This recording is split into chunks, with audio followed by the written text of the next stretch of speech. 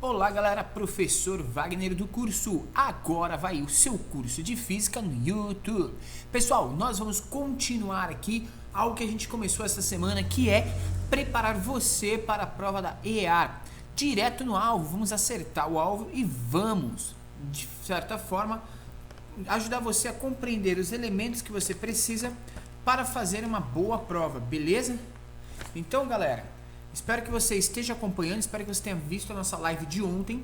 Hoje, não necessariamente a gente vai entrar numa live, mas a gente vai continuar as aulas aqui, então você já vai conseguir acompanhar esses esquemas. A gente vai continuar falando aí de hidrostática por enquanto.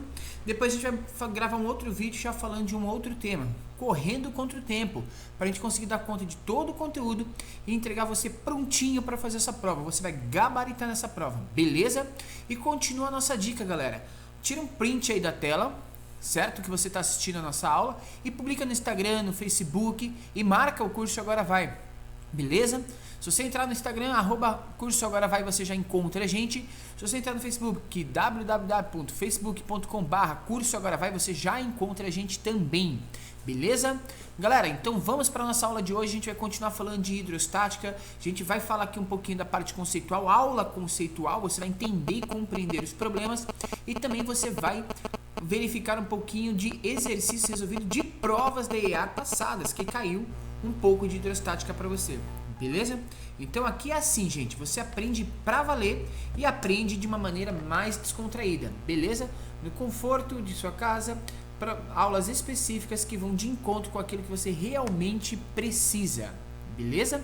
Então vamos para a nossa aula, a lousa já tá aí, tudo preparado.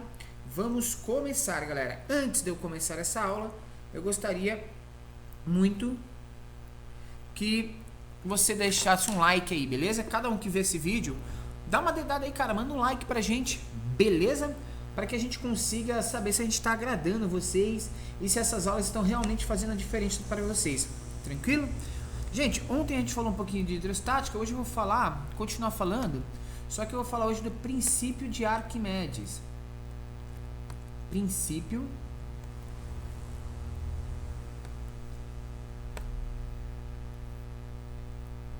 de Arquimedes, beleza? Cara, você vai ter o maior esquema montado para EAR esse ano, cara. Tudo aqui no curso Agora Vai. Você não vai divulgar isso para seus amigos, cara? Se eu fosse você, eu divulgava, beleza? Você vai estar ajudando o canal, cara. Isso aqui é tudo gratuito para você. A única coisa que a gente pede é que você ajude a gente a fazer esse canal crescer, a divulgar o canal pra gente, tranquilo? Então tá bom, galera.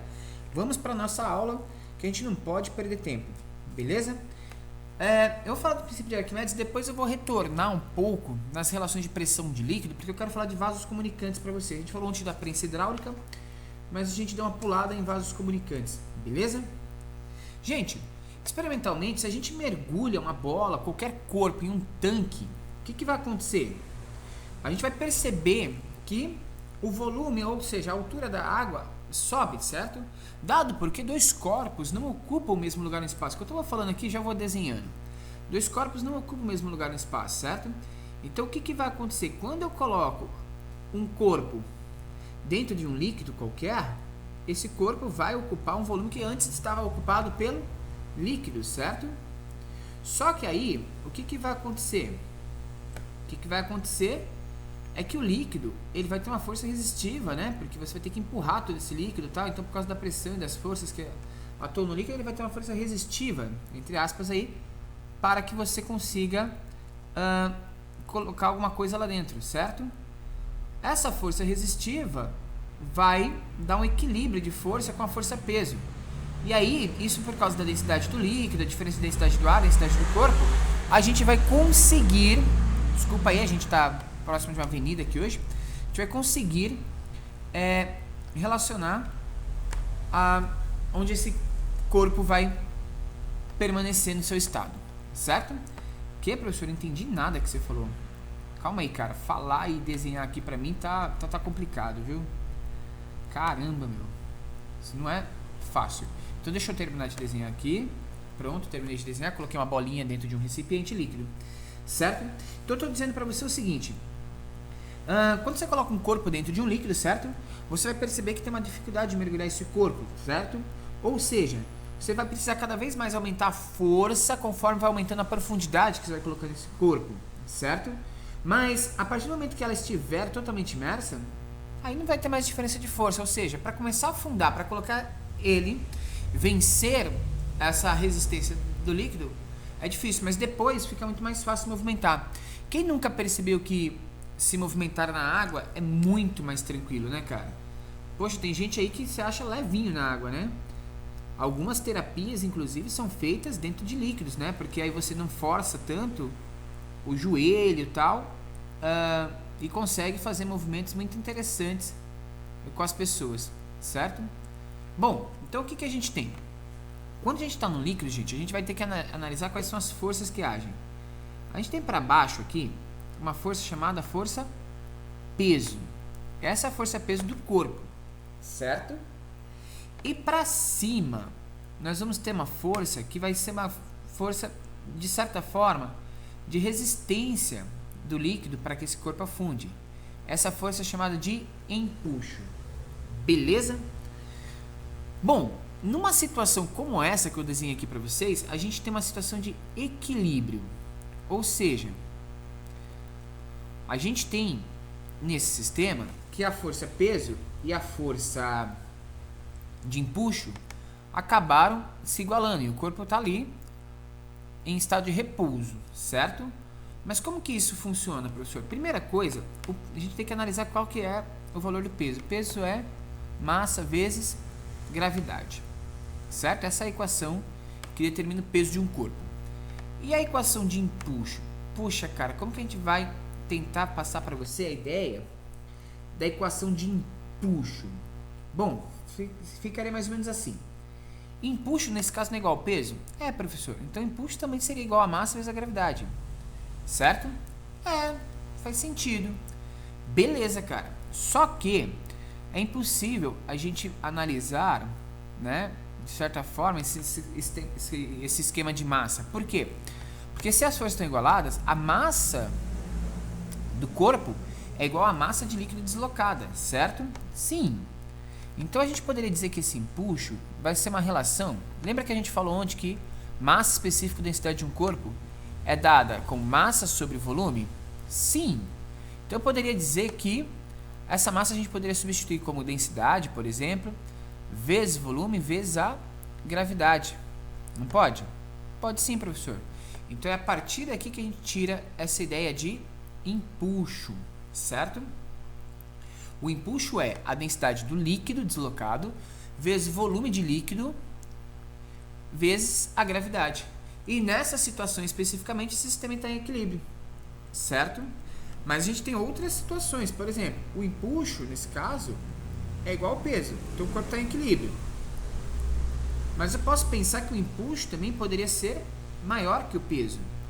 E se o empuxo for maior que o peso, o que vai acontecer, cara? O corpo vai começar a se movimentar e subir para a superfície, porque a força para cima é maior, certo? E a gente tem a situação que o empuxo pode ser menor do que o peso. E na ideia que o empuxo venha a ser menor do que o peso, a gente vai ter a situação de que o corpo vai estar afundando. Então a gente tem equilíbrio, o corpo emergindo da água, ou do líquido, né?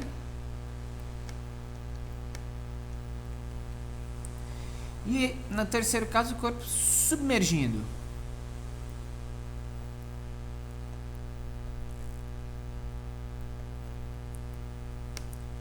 No líquido.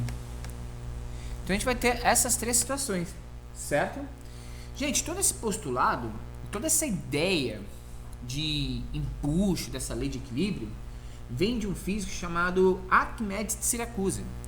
Então essa teoria praticamente foi desenvolvida entre 282 e 212 a.C., antes da era cristã, certo? Ele era inventor, matemático, ele é grego, né? E ele chegou a essa relação por um caso conhecidíssimo da ciência, né? Quando ele faz a análise da densidade de uma coroa, que o rei solicita que ele faça a análise da densidade da coroa. E ao colocar a coroa dentro do líquido, ele percebeu que uma quantidade de líquido saiu Aí ele falou, nossa, existe uma relação entre a massa que você coloca no líquido e o líquido que sai desse recipiente.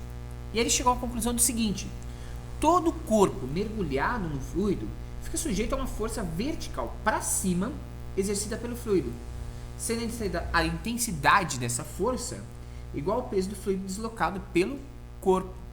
Então a força de empuxo é igual ao peso do líquido deslocado pelo corpo, certo? É essa a situação que a gente tem. Tranquilo? E aí a gente pode analisar, e aí o que a sua prova pode cobrar de você em relação a esse negócio chamado princípio de Arquimedes é o seguinte, galera.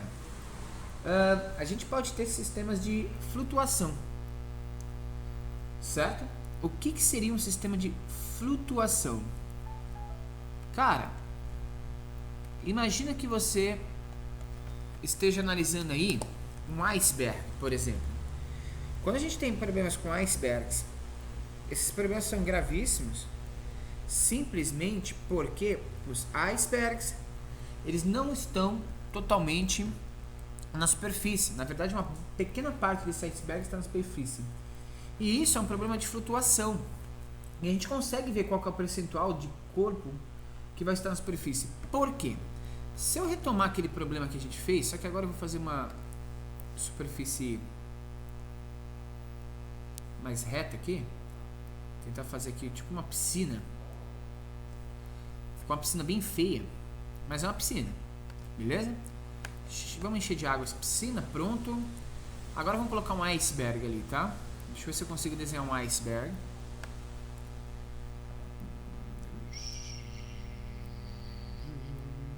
Pronto. Desenhei aí um iceberg, tá? Só na parte externa aqui desse iceberg que eu vou fazer ele com contorno preto, porque senão ele não vai aparecer. Seria esse o nosso elemento de estudo agora, certo? O nosso chamado iceberg. Bom, o que a gente tem que analisar aqui, cara? Ele está numa situação de equilíbrio, não tá? Tá sim, professor. Só que a gente tem o seguinte.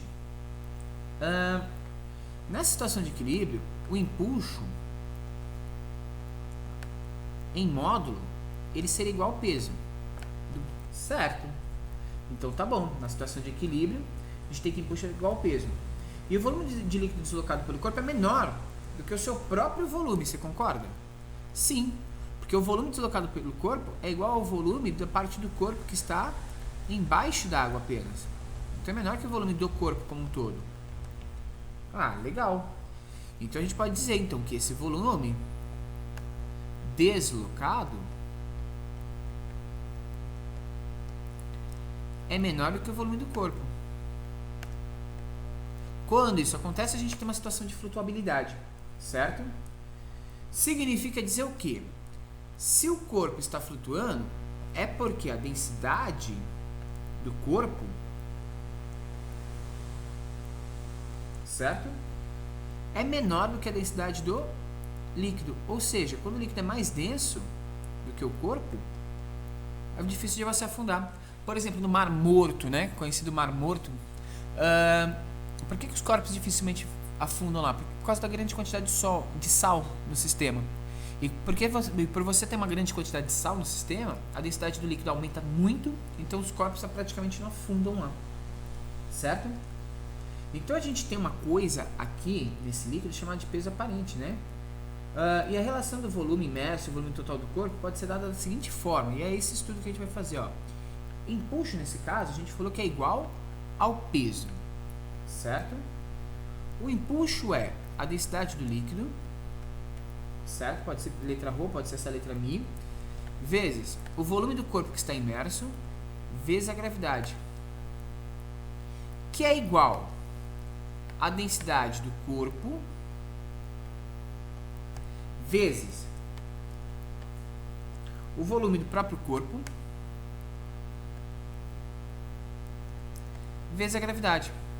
Bom, a primeira coisa que a gente pode cortar aqui nesse sistema é a gravidade, né? A gravidade pouco vai alterar esse sistema. Então a gente vai ter o seguinte, a gente vai ter uma relação entre a densidade dos corpos, a densidade do líquido, em relação à densidade do corpo, é igual ao volume do corpo total dividido pelo volume do líquido, que é uma parte do volume do corpo, ok? A gente poderia escrever aqui volume do líquido deslocado, que é uma parte do volume do corpo que a gente tem, certo? Por exemplo, gente, no caso dos icebergs, 90% dos icebergs estão submersos. Se 90% deles está submerso, quer dizer que a gente teria essa relação aqui de volume tal, ou seja, o volume de líquido deslocado seria 90%, o volume do corpo é 100, e aí a gente teria essa relação entre a densidade do líquido e a densidade do próprio corpo, qual que é a proporção entre eles. E a gente ia verificar que a densidade do corpo, por exemplo, nesse caso, seria 0,9 da densidade do líquido, certo? Ou seja, como a densidade do corpo é menor, ele acaba flutuando. Então a gente consegue verificar a partir disso, beleza? Essas são aplicações basicamente de algo que a gente chama de princípio de Arquimedes. Você poderia ter uma outra situação onde você teria o seguinte, aí já não é mais flutuabilidade, mas eu poderia ter um corpo, vamos pensar aqui num elemento que faz medição de força, que seria um dinamômetro. O dinamômetro é formado por uma molinha, tem uma garrinha aqui, isso aqui é tudo graduado, e aí nessa garrinha você pode colocar um corpinho, certo? Então nessa primeira situação aqui, ó, ele não está tocando a água, certo? E vamos supor que esse dinamômetro marque 300 newtons. Depois eu pego esse dinamômetro, deixo ele limpar um pouquinho aqui, certo? E aí o corpo passa a estar submerso no líquido. E o dinamômetro passa a marcar uma força de 250 newtons, certo? Olha, então mudou o peso do corpo? Não, não mudou o peso do corpo, cara. O que está acontecendo? Esse peso, essa força que está aparecendo aí é uma força aparente. Por que é uma força aparente? Simples. Porque nesse caso, quando o corpo submergiu na água, ou seja, quando ele afundou aqui na água, a gente vai ter o peso dele, mas imediatamente a gente vai ter para cima uma força de empuxo. Então esse peso que aparece aqui quando o corpo está embaixo da água, na verdade, a gente vai chamar de peso aparente. E o peso aparente é o peso real do corpo menos o empuxo. E o peso real do corpo aqui seria esse peso que a gente tinha antes, que são 300 newtons. Ou seja, nesse exemplo que eu estou dando para você, o empuxo desse corpo é de 50 newtons apenas, certo? Então a gente está vendo aí, gente, algumas situações, e é isso que eu quero trabalhar com vocês, algumas situações que permitem a gente analisar como que ficaria essa relação de peso, peso aparente, corpo flutuando em líquidos, certo? Então é importante, isso está tudo dentro de algo que a gente chama de princípio de Arquimedes, certo? Então só para retomar do que a gente está falando, dentro do princípio de Arquimedes, a gente tem essa ideia de que essa relação de líquidos vai depender muito, né, dessa parte do empuxo, né, da densidade do líquido, do volume de líquido deslocado e tal. Então é muito importante a gente verificar isso, certo? E conhecer essas relações. Então na primeira aula a gente falou da pressão, da relação das pressões, a gente resolveu 2 exercícios da EAR, e hoje a gente está falando já dos princípios de Arquimedes, a relação de flutuabilidade das forças interagindo em sistemas líquidos, e através disso a gente consegue entender aí os princípios de Arquimedes, certo? Estou olhando aqui um pouquinho para o lado, deixa eu transitar a câmera aqui que fica mais fácil, eu não vou ficar olhando distante de você, você vai conseguir me ver aqui agora, assim, ó, ficou melhor, né? Agora a gente está de frente. O que eu quero falar para você, galera? Eu tô abrindo aqui no computador, então eu tô olhando um pouquinho para baixo, eu vou abrir aqui no computador para vocês algumas provas da IAR, certo? Eu tô pegando as provas, na verdade eu pedi pro meu computador aqui, dentro das provas que nós temos, exercícios desde 2014, não sei se vai ter tanto exercício assim. Dentro de física, tô abrindo aqui e tô pedindo para ele as questões de mecânica, certo? Caíram 22 questões de mecânica. Dentro dessas questões de mecânica, uma parte delas é deste conteúdo que a gente está falando, que é de hidrostática, beleza? E dentro do conteúdo de hidrostática, nós tivemos aí 4 questões das 22, tá? Então deixa eu pegar elas aqui, só as questões de hidrostática. A gente já resolveu algumas ontem, vamos resolver as outras 2 agora, para a gente poder completar esse estudo hidrostático para você, e através de completar esse estudo hidrostático a gente pode passar para outros temas. Aí a gente vai trabalhar cinemática e dinâmica, que são os temas que mais caem, tá? Depois a gente vai começar a trabalhar os temas que são talvez assim menos relevantes, ou seja, que acaba caindo menos, tá? A minha ideia é que a gente dê conta de trabalhar tudo com você. Se a gente der conta de trabalhar tudo com você, cara, sensacional, você vai gabaritar nessa prova. Se a gente não der conta, a gente vai dar umas dicas nas vésperas para que você consiga aí correr ainda atrás daquilo que realmente faltar. Mas claro que você já está se preparando há muito tempo, então isso é tranquilo para você, que você vai mandar super bem nessa prova, ok? Essa aula só vai ser uma complementação para os seus estudos, certo? Para quem está fazendo isso, sensacional, cara, tá? Deixa eu voltar aqui para o computador, então, e vamos lá, vamos procurar, vamos abrir essas questões para a gente poder discutir. Enquanto isso, dá um like aí no nosso vídeo. Curtiu, gente? Sensacional. A gente tá super feliz por você estar por aqui. Então é muito bacana. Dentro das questões que ainda caíram, que a gente tem aqui no nosso banco de questões, apareceu essa questão dentro do tema de hidrostática. Então vamos dar uma olhada. Talvez ele não trabalhe muito o princípio de Arquimedes, tá? Mas eu preferi trabalhar com você todo o conteúdo porque eu achei importante a gente fazer a análise de todo esse conteúdo, para que não fique nada para trás. Não ficando nada para trás, a gente garante para você que você vai ter trabalhado tudo antes da prova, beleza?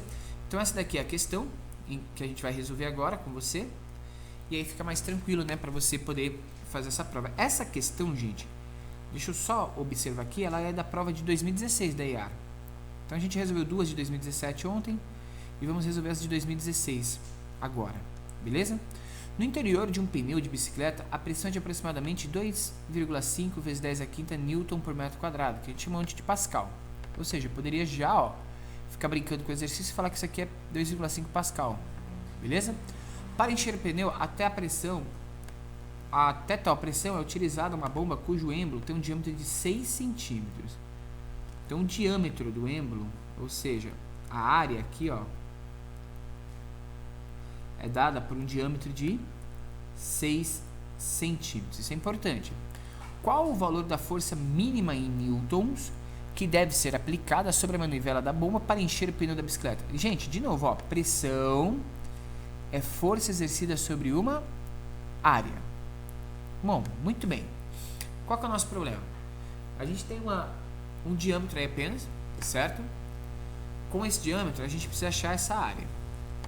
A área de um círculo é π vezes r ao quadrado. Então, a área que a gente vai procurar aí é igual a π. Ele pediu para usar π igual a 3, está aqui a informação, considere π igual a 3, vezes o raio. E o raio a gente vai usar metade do diâmetro, que é são 3 centímetros, que é 0,03, isso ao quadrado, certo? E percebe que a gente vai ter que passar isso para metros quadrados, porque a pressão traz como unidade de medida metros quadrados para a área. Então isso aqui vai dar 3 vezes 0,03 é 3 vezes 10 a menos 2 elevado ao quadrado. A área aqui então, gente, é 3 vezes 3 ao quadrado é 9 vezes 10 a menos 4. Essa área vai ser 9 vezes 3, 27 vezes 10 a menos 4. Beleza? Então, para a gente descobrir aqui a relação que ele pediu, ele me deu a pressão, ele falou que a pressão é 2,5 Pascal, ou seja, 2,5 vezes 10 à quinta newtons por metro quadrado, que é igual a força dividido pela área. E a área é 27 vezes 10 a menos 4. É isso? 27 vezes 10 a menos 4? Então vamos lá. 27 vezes 10 a menos 4. Passa 27 vezes 10 a menos 4 para lá. Vai ficar 27 vezes 10 a menos 4 vezes 2,5 vezes 10 a quinta. Vão me perguntar, professor, não tem que inverter o sinal? Não. Você estava dividindo, você está multiplicando, você não vai inverter esse sinal. Eu inverteria menos 4 se eu fosse jogar aqui para cima. Certo? Quanto que vai dar 27 vezes 2,5? A gente faz assim, ó, 27 vezes 2,5 vai na raça mesmo, né? Vamos fazer na raça, certo? 5 vezes 7, 7 vezes 5 é 35, certo? Vem 3, 5 vezes 2, 10, com 3, 13, mais 14, vem 1, 2 vezes 2, 4, com 5. Isso vai dar 5, 7, 6, 675. Volta a vírgula, vai dar 67,5, 67,5 vezes 10, 5 menos 4 vai dar 10 a primeira. Então 10 a primeira a gente poderia já arrumar isso aqui, ia ficar 675. Essa é a força necessária para realizar esse sistema, que é a letra C. Beleza? Então essa é uma primeira questão que a gente está resolvendo, né, no dia de hoje, sobre essa parte de hidrostática, que na verdade compreendeu o conteúdo de ontem, né, que a gente falou sobre pressão. Não falou de princípio de Arquimedes, mas professor, e a aula de princípio de Arquimedes? A aula de princípio de Arquimedes eu estou trazendo para você pelo seguinte: nesses últimos 2 anos não foi cobrado o princípio de Arquimedes, e é um conceito bastante interessante, bastante discutido no ensino médio. Então é bem provável que nas provas futuras eles passem a cobrar o princípio de Arquimedes, tá? Então a gente tem que ficar bem atento a isso, gente. A gente não tem que ficar fazendo só as provas que já caíram, a gente tem que fazer todas as provas. A segunda questão que eu quero trabalhar com vocês hoje, que também é uma questão de 2016 da prova da IAR, ela traz um conteúdo bastante interessante, galera, que é mais uma questão teórica, ok? Ele traz aqui pra gente, ó, alguns recipientes. Deixa eu ver se você já está visualizando aí o exercício, tá, né?